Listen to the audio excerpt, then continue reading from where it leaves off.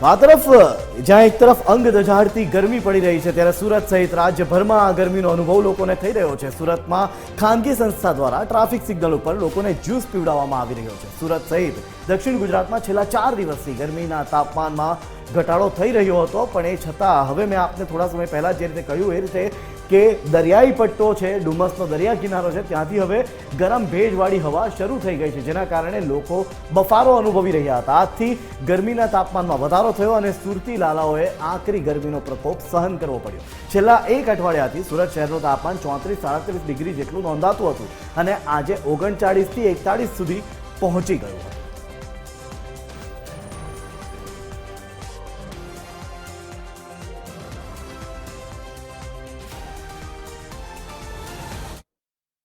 સુરત સહિત રાજ્યભરમાં આકરો તાપ પડી રહ્યો છે, ત્યારે લોકોને ખાસ કરીને ગરમીથી રાહત મળવા માટે સુરતના અલગ અલગ સંસ્થાઓ દ્વારા સુરતના ટ્રાફિક સિગ્નલ ઉપર સુરત ટ્રાફિક પોલીસ અને અલગ અલગ સંસ્થાઓ સાથે સંયુક્ત ટીમ સાથે મળીને લોકોને કોકોનું જ્યુસ પીવડાવવામાં આવી રહ્યું છે। સીધા દ્રશ્યો જોઈ શકો છો, ટ્રાફિક સિગ્નલ ઉપર ઉભા રહેલા વાહન ચાલકો હોય, ટુ વ્હીલ ચાલકો હોય છે, કાં તો ઓટો રિક્ષા ચાલકો હોય, તમામને પોલીસ અધિકારીઓ જે છે તેમના દ્વારા જ્યુસ પીવડાવવામાં આવી રહ્યું છે। આ કોકોનું જ્યુસ જેથી લોકો જ્યુસ પીએ અને ક્યાંક ને ક્યાંક લોકોને ગરમીથી રાહત મળે તે માટે આ ટ્રાફિક પોલીસ દ્વારા અને ખાનગી સંસ્થા દ્વારા એક નાનકડો પ્રયાસ કરવામાં આવી રહ્યો છે।